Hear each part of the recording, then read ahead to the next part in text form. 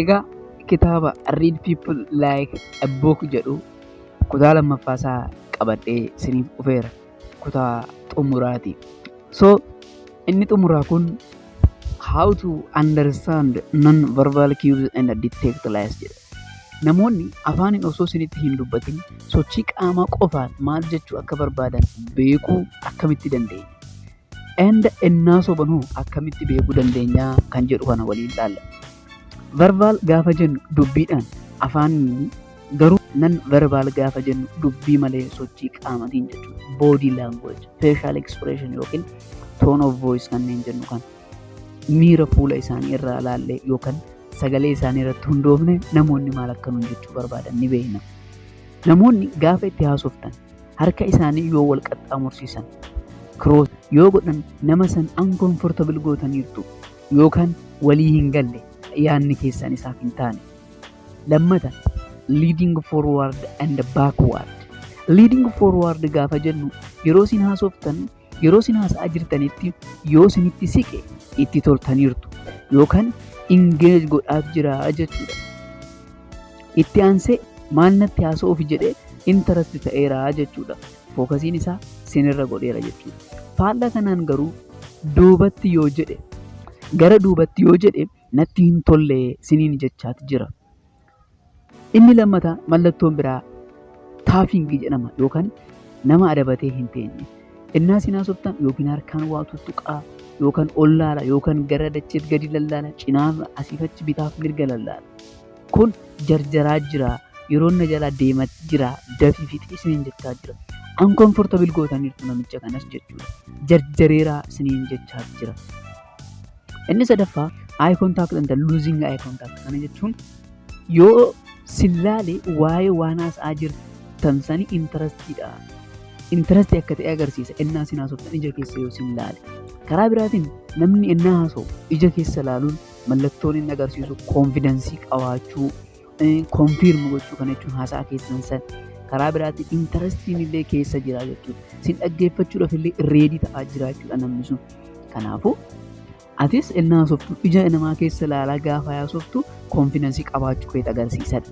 Faallaa kanaan namoonni ija keessa yoo si ilaalan haasa'ii isin jechaa jiran, garuu yoo ija isaanii sirraa gaggaragarchan asiif achi yoo jedhan haasaa kee dhaabi. Faallaa kanaan namni eye contact lose godhe immoo mallattoo maaliitiidha? Eye contact yoo lose godhe distract nama ta'edha.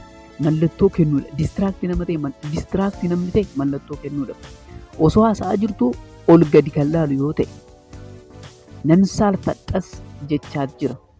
Karaa biraatiin namni sun ija keessa yoo si ilaalle mallattoo saalfitis dabalata. Eye contact break yoo godhe sobaa akka jirus hinti siif kennaa jira jechuudha. Kontaaktii ijaa yoo loos godhe iddoo sanitti sin sobeera. Kanaaf muuvmentii sanirratti ennaa kontaaktii sinirraa kaasisan namni itti haasa'aa jirtan sun yookaan atis gizee haasa'aa jirtu yookaan namni dhaggeeffachaa jirtu sun ija yoo sirraa kaase mataa of hooquu yoo jalqabe mataa of tuttuqe sobaa jira jechuudha. So haasaa haala gaariin engage godhaa immediately eye contact break godhunan iddoo sanitti sobaa akka jiru ni hubatta. Haa kan jedhu kan ammoo booda address kun. Kan biraa immoo interestii akka hin qabaanne agarsiisa ijji isaa yoo sinirraa jedhe. Fakkeenyaaf itti haasa'aa osoo jirtanuu yookaan ol laalaa yoo ta'e yookaan gadi laala yoo ta'e. Kan biraa immoo smelling wayinum kolfuu. Osoo haasa'aa jirtu yoo seeqe yoo kolfe happy ta'eera jechuudha. Yookaan itti fufii natti toleera jechuu isaati. Walii galleerraa jechaati jira. Inni biraa immoo pause gochuu. Haasaa ennaa wayii pause yoo godhe akkasii anis gaafa sana jedhee pause yoo godhe tokkoffaa yaadachaaf jira. Lammaffaa ifa naaf hin taane fiigan kana fakkaatan jechuu isaati. Itti hin amanne akkas jetteetii fiiliingi jedhu nutti himaa jechuudha. Pause yoo godhe yookaan yoo dhaabe. Inni itti aanu discomfort ta'uu yaa ta'u tole maarra koo qaba jetteeti isiniin jedha.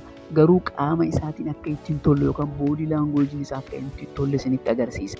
Egaa kanneen laaluun namni maal jechuu akka fedhe hubachuu ni dandeechu. Lammaffaa namni sin sobaa akka jiruu fi hin jirre beekuuf akka haasaan godhaatu boodii laangoojii isaanii hubadhaa.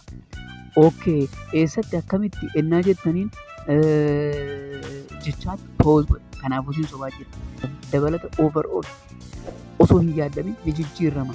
Na hin amantu jechuudha. Maal isiniin jedha jechuudha. Karaa biraan immoo gaafii salphaa gaafadha. Baay'ee beezikaalii hojiirra kan ooluu fi baay'ee beekamaa kan ta'e isa kana. Innis gaafii salphaa ennaa gaafattan ibsa daangaa darbe over explain kan gaafattan caala explain yoo godhan completely isin sobaatti jiran. Kun amala namoota sobdootaa baay'ee hojiirra ooludha. Kana jechuun namoota gaafii xiqqoo ni gaafattu, gaafii xiqqoo gaafattan saniif explanation overall ta'e tokko yoo isiniif kennaa jiran, yoo isinitti himaa jiran completely namni sun isin sobaa jira. Egaa kitaaba Patrick King paartii lamaan haala kanaan review isiniif godheera. Maaltu isinitti tole as keessaa koomentii naaf godhaa. Hanga ammaatti waan waliin turtaniif galatooma. Viidiyoo biraa hanga wal agarrutti nagaan naaf turaa.